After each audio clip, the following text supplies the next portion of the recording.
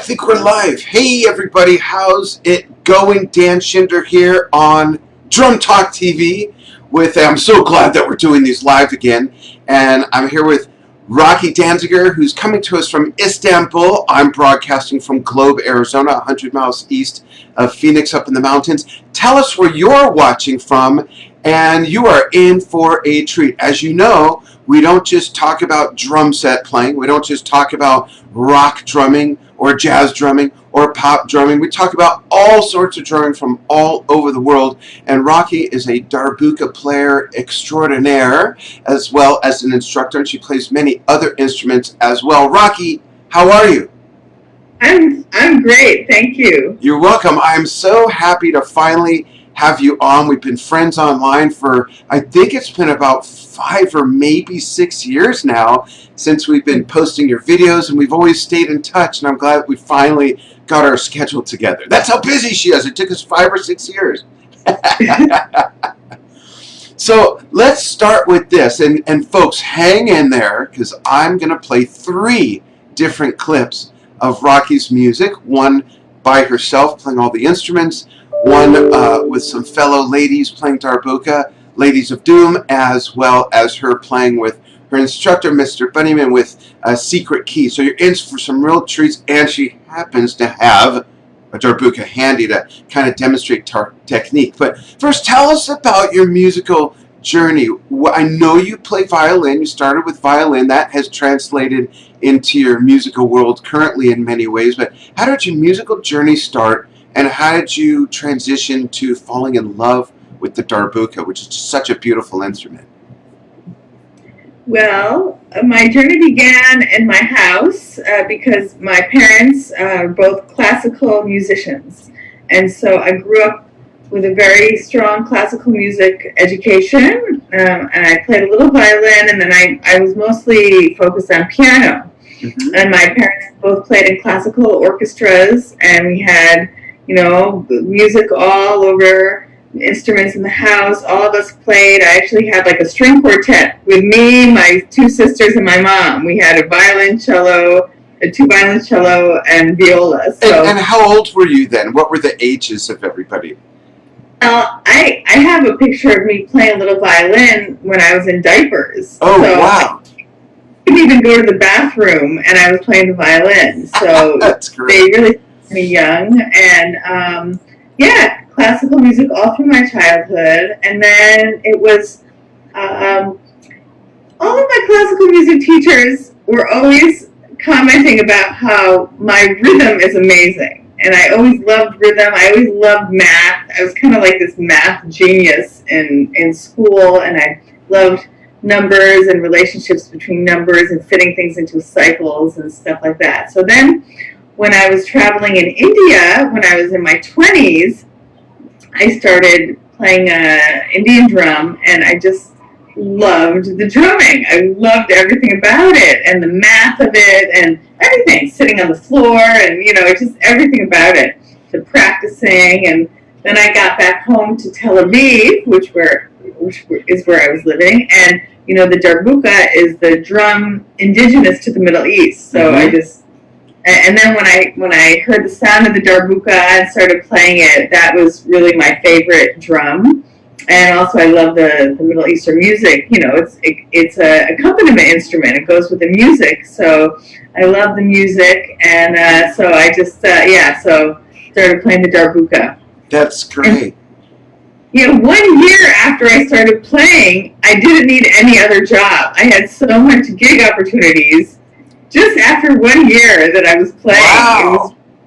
it was almost like an overnight thing that I became a darbuka. Now, I know because you were so into rhythms naturally, your timing was good, and you were great at math, and I really believe that in all ways, music is math that we can hear, whether it's rhythmically, melodically, when we talk about the circle of fifths, and I don't understand why some people disagree with me on that, but that's okay. Like my dad used to say, you're entitled to your opinion, even if it's wrong.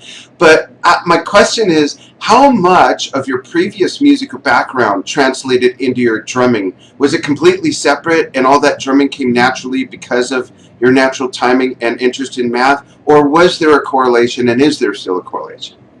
Well, I think having a classical piano education will help you in any instrument that you would want to learn.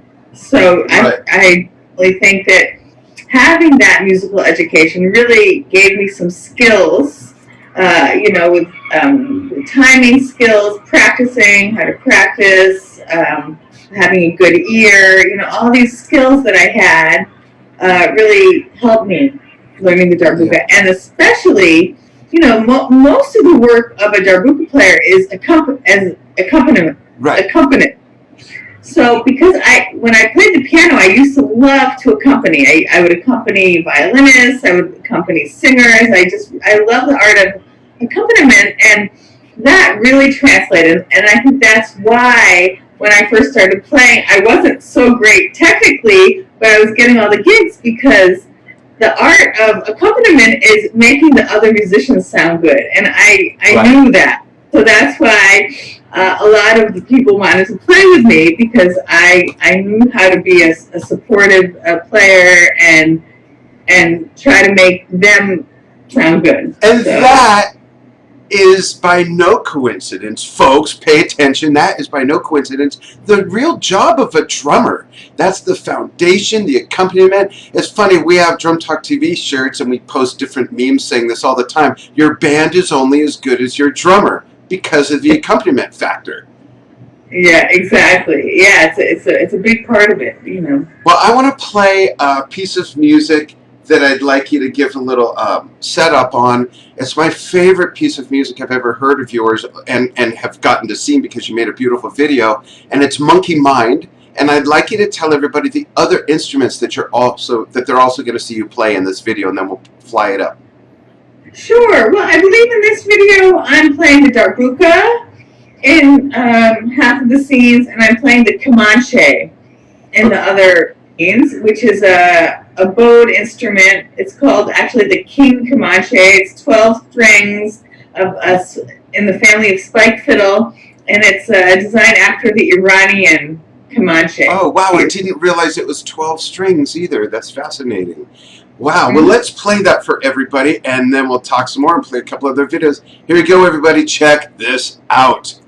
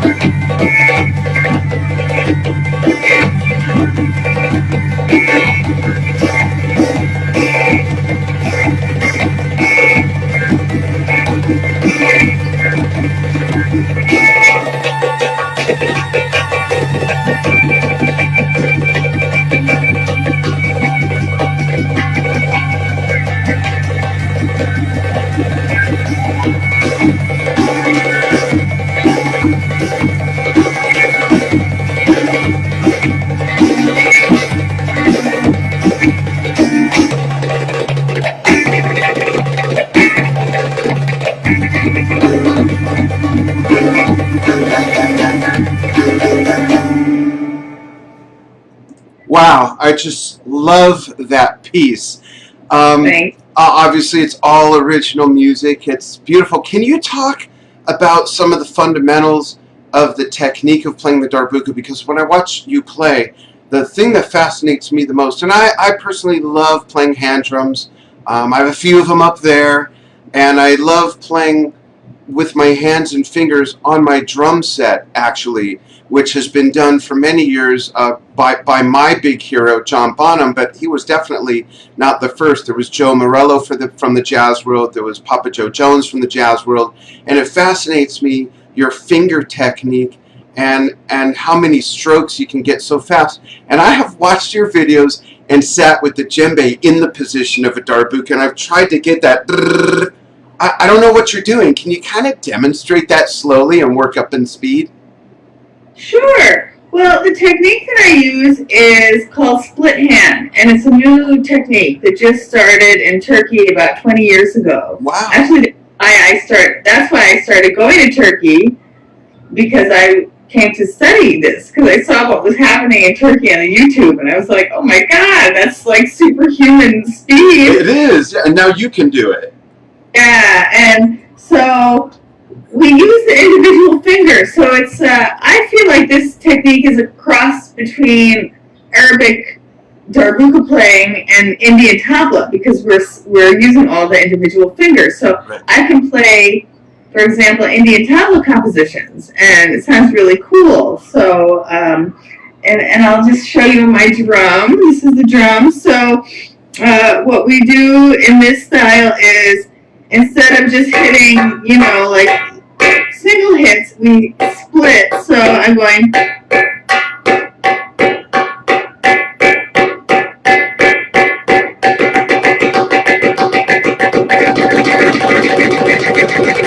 So that can get quite, and or the triplet,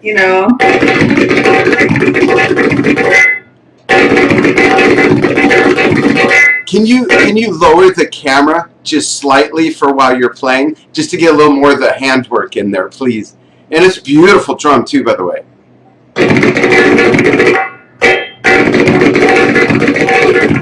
Stuff like that, and we can also do less stuff with snap.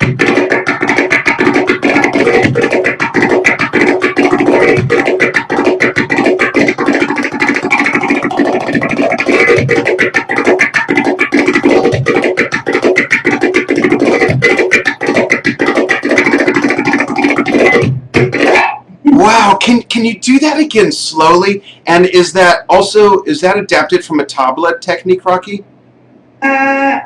No. Okay. These are not from the tabla technique. Okay. These are, some stuff that I came up with, and it's amazing. Yeah, I'd love to see that slower. It's great.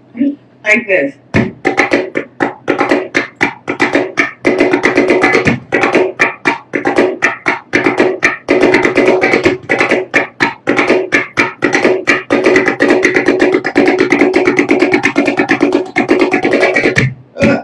My doom. The pillows here are eating my doom. So, yeah. So you see, in these snaps, I'm actually using the nails. Oh, okay, got it. Your nails are hitting. Yeah. And these are sounding like they're called pops, because this is regular, but when I put the thumb there, it's pops. So when you combine the snaps and the pops. And you notice I'm moving the hand like this, so it's changing the pitch of these. Yeah, it's literally tuning the drum.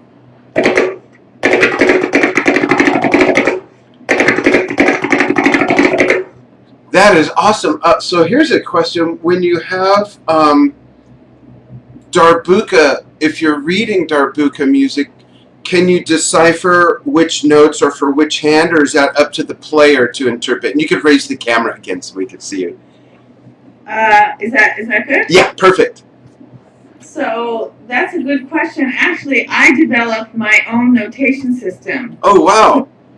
Which it shows you exactly which finger to use and exactly where to hit it. And it's quite sophisticated. I mean, there's like, letters or numbers and then superscripts, and so each symbol shows you exactly what to do. So, for example, my student could get a piece of music and play it exactly the fingering, where you're hitting it, So, but that's a system that I developed. I think it would be very hard to get that precision from like if you're doing it with a Western, you know, trying to do it with a Western style. Yeah, because I was thinking, how would you know what goes where? But I have a whole notation key, and I have a few books, you know, and all my compositions are notated that way. Wow. So, and it's most resembles the Indian system where you have these underlines, and then on the underline, so the underlines are the beats, and then on top of the underline you write what hit you're playing. So interesting. I'd love to play another video. And this is with you, with 3 other young ladies from different parts of the world, doing some social distancing, recording a beautiful piece of music. I love this piece as well. This is Ladies of Doom. And do you want to briefly talk real quickly how you put this together, and then I'll play the video for everybody.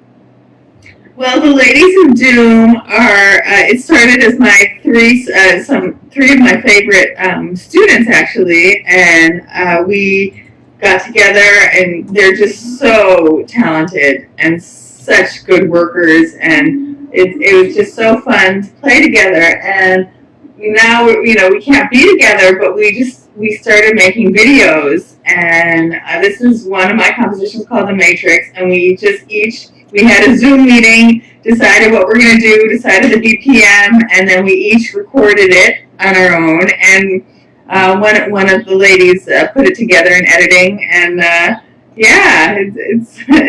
it's nice to be able to collaborate that way. It is, and it's a great piece, great playing. It's also a testament to your teaching because they are so good as well. So I'm going to play that, and when we come back, folks, I'm going to check comments. So tell us where you're watching from, and also let us know if you have any questions for Raquy. Here we go.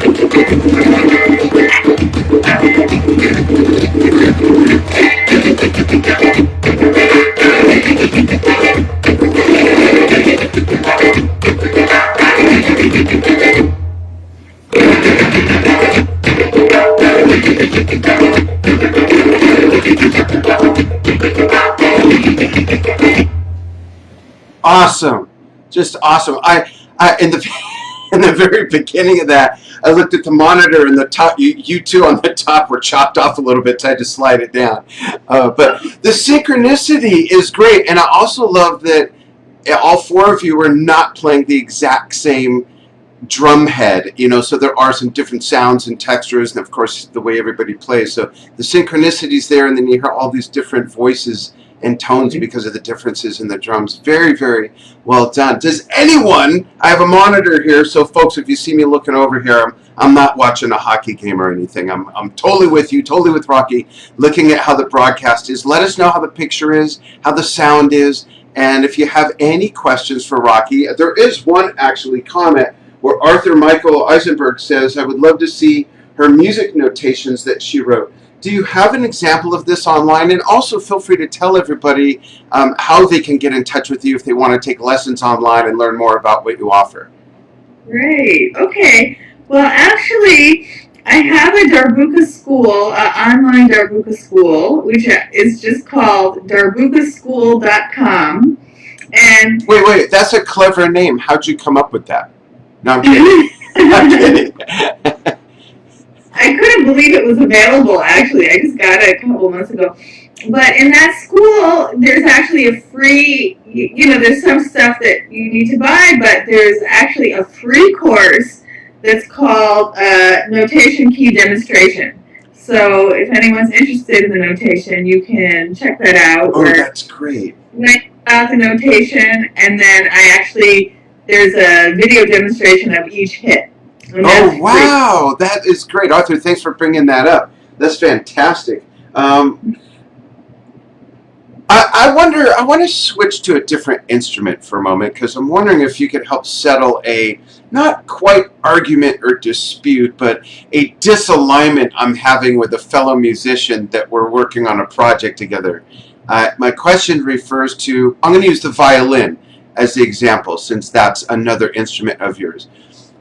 Growing up playing violin, and even now, are you able to pick up the violin and just improvise a piece, or do you have to be reading a score of music? And it's a double-pronged question. If you are reading a score of music, if there were 8 bars that just said improvise, are you able to improvise along with how the music's going on the violin? I know that might sound like a really elementary question, but there's a deeper background to it, and the answer will help me decide whether or not I'm right or not.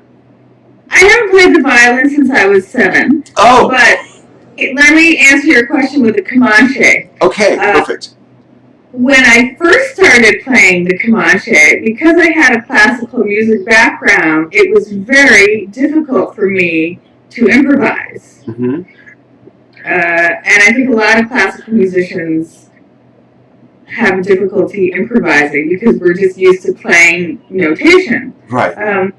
But now now that I've been playing more Eastern music, I can improvise. Yeah. Okay, and, great.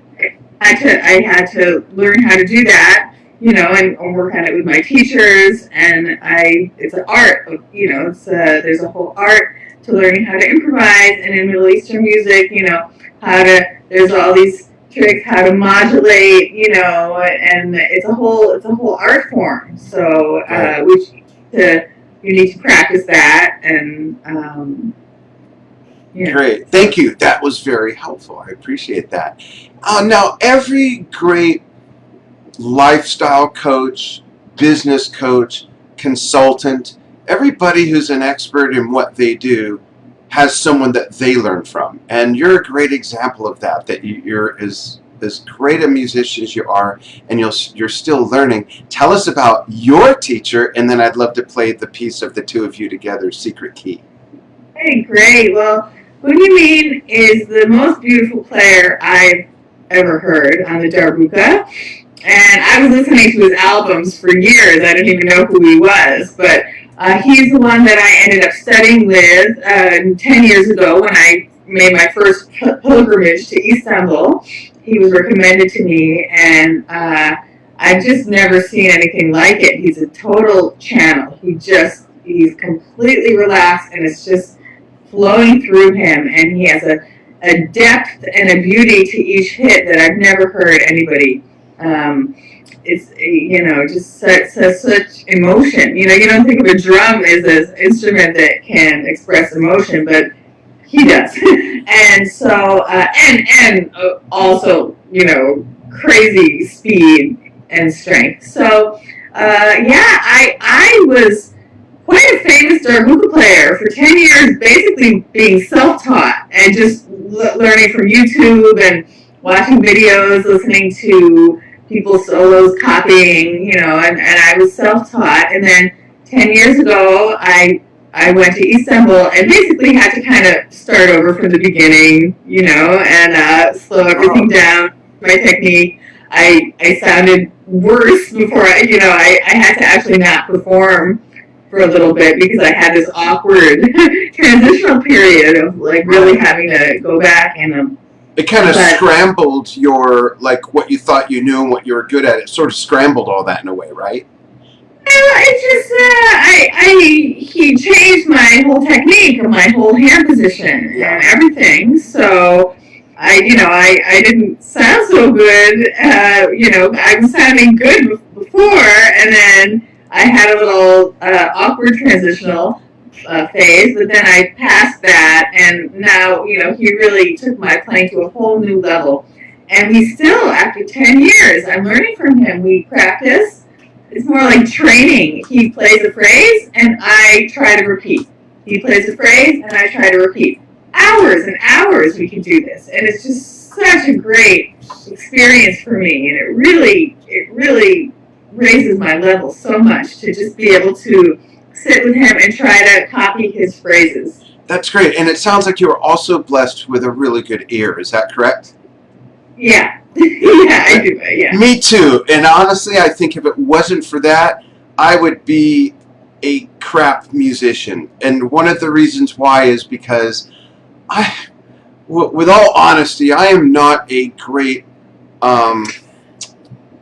studier or learner when it comes to, like this. If I get a new program for my computer, I've been working in video for 20 years, and I've never read the manual for my editing programs or anything like that, because I can't digest information that way. It has no context. I have to get in, do it. Then if I need help, I refer to help, and then what I'm looking up has some context. It was kind of like the same way for that growing up with music. My musical director when I was in concert band growing up in junior high used to get mad at me.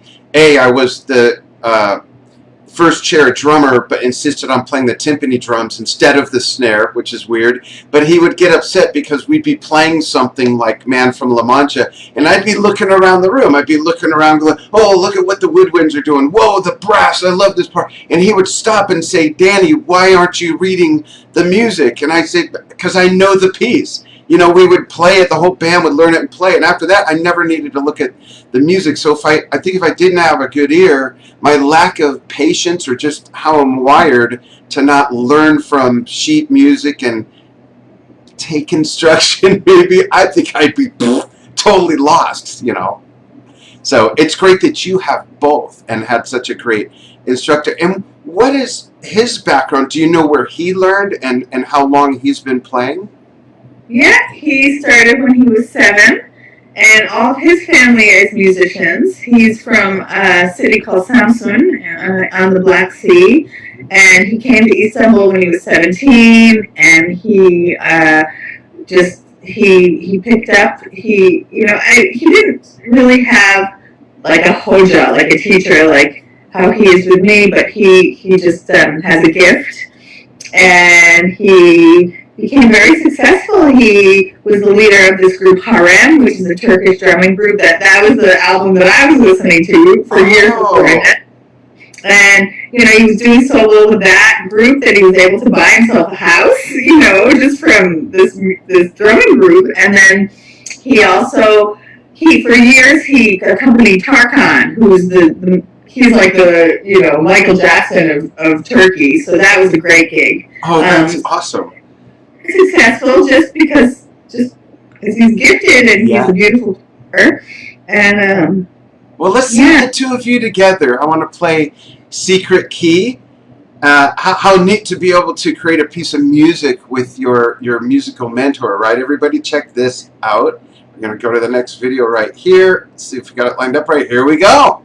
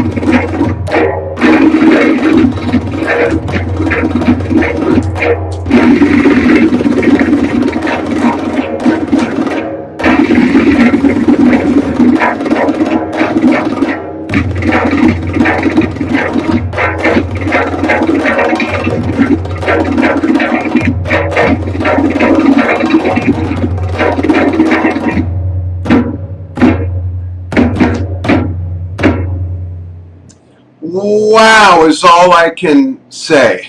It's just so musical. It is so wonderful to see and hear drums being so musical. And a couple of the things that I loved the most about it is, and I love this with many different hand drums where this is done, is the muting with one hand while there's playing with the other, as well as the tuning of the drum head while you're playing, which you demonstrated earlier. And it's brilliantly done in that, as well as in the previous video with Ladies of Doom. I love that shh, shh, shh, shh, shh, shh, shh.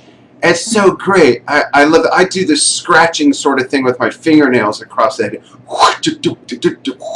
And it's I think that drummers of any percussion instrument need to take more time and really explore the many different sounds they can get out of each drum, each cymbal. I think we are often brainwashed to think that you hit it and it goes boom, but there's so much more to it, right? So what do you have coming up? Do you have any classes coming up that people can sign up for? Are you recording more music? Are you looking to book a tour when we can all get out and about again, hopefully soon? Well, it's funny because since this lockdown, I'm kind of, in a way, I'm busier than I ever was. Although I'm not going anywhere, I have all these video projects going. I mean, we have all these videos planned with the Ladies of Doom, and now all these master drummers want to make videos with Ladies of Doom. So I don't know if you've heard of Abos Kosimov. He's the Uzbeki Doiver player. Yes. It's going to be Albus Cosmo with Ladies of Doom. You know, my teacher now wants to make a video with Ladies of Doom, and I just made a video with 15 of my students playing one of my pieces that somebody's editing together, and all these projects, you know, and I'm also finishing my book. You know, I have about over 100 original compositions Wow. for darbuka. That's like a lot of melodic compositions, so I'm finishing compiling those into books, and just I have so many projects going on. It's like at the beginning of each day I make a list, and I'm just trying to be organized and plug away at each of them. So yeah, and then as far as touring, you can't plan anything these days, so I'm not.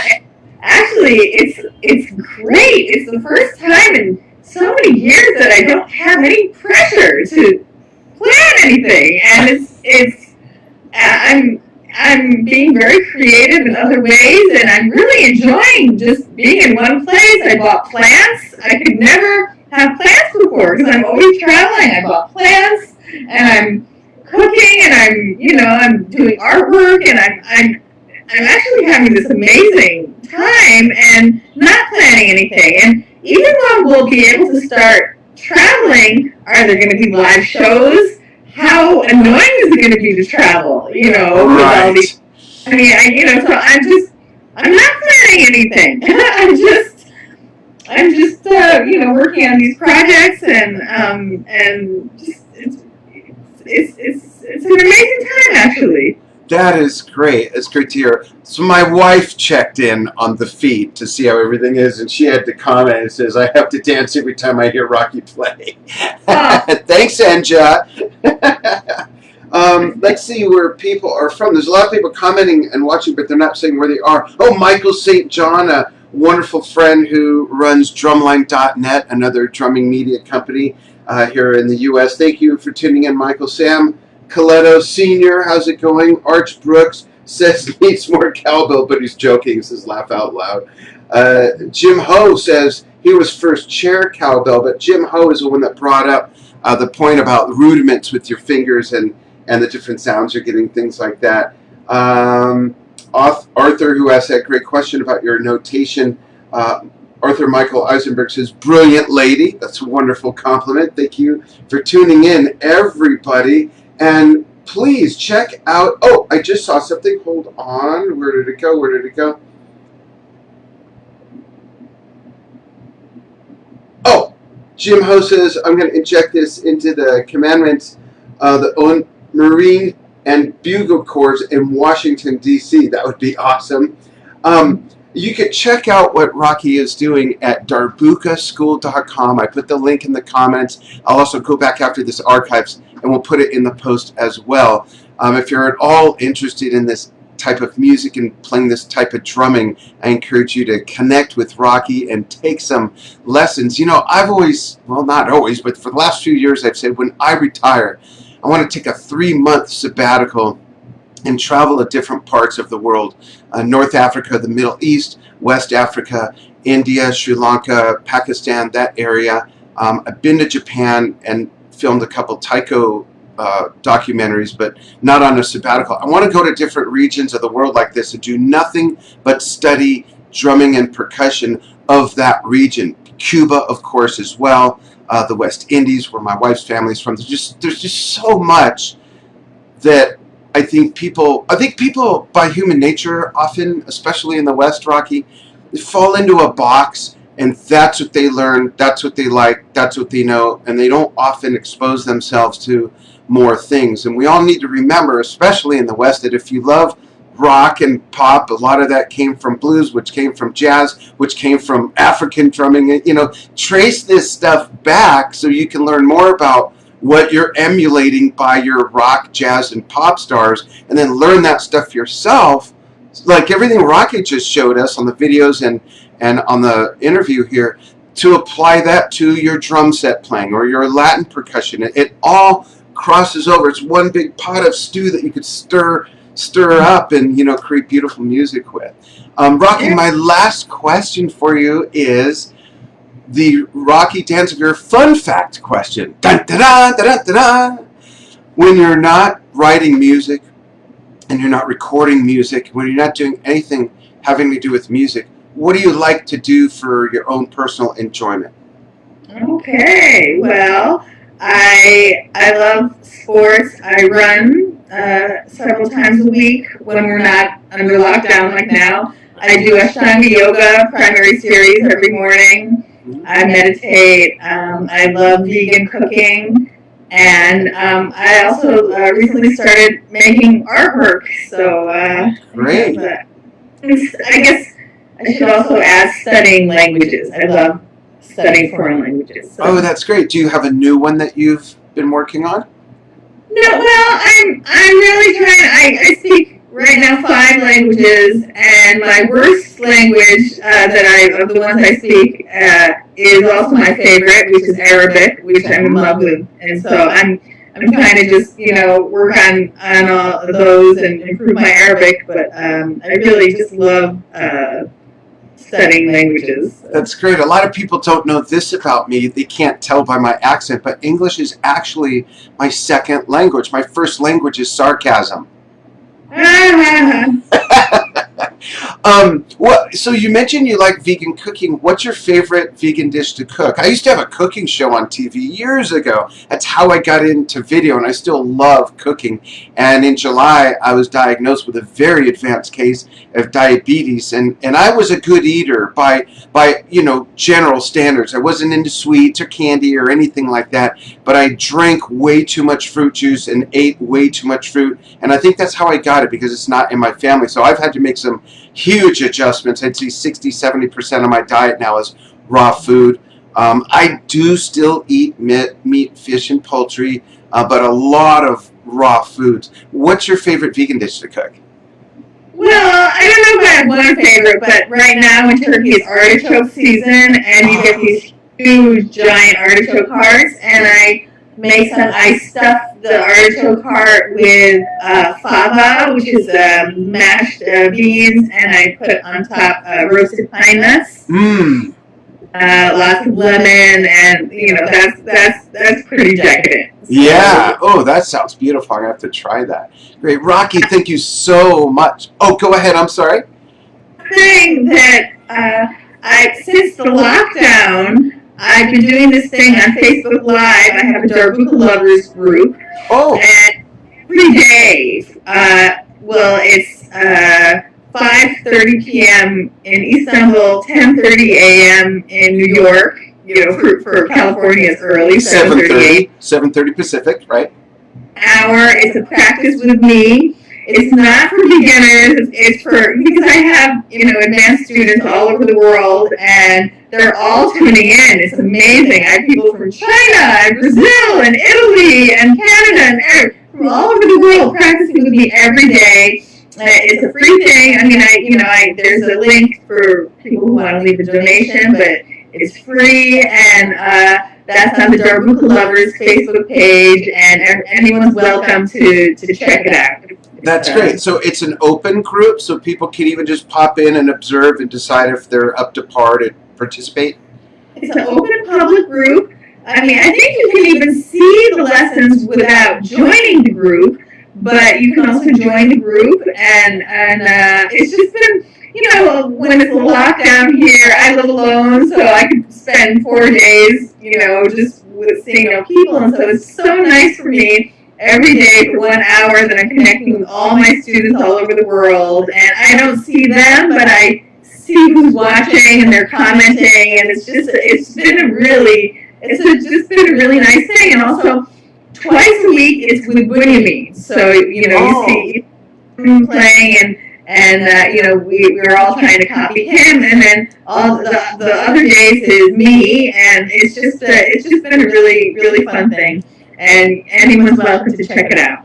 That's great. Thank you so much for taking time on your weekend to join me for this. We will have to do this again. Please keep me up to date with all your other new material. You know that we'd be happy to post it on the Drum Talk TV channels. And folks, thank you so much for following what we do here on Drum Talk TV and joining Raquy and myself. And if you're watching this on the archive, feel free to still leave questions. Raquy and I will check back over the next few days and see what's going on. And just thank you, everybody, so much. We will see you soon. Thanks, everybody.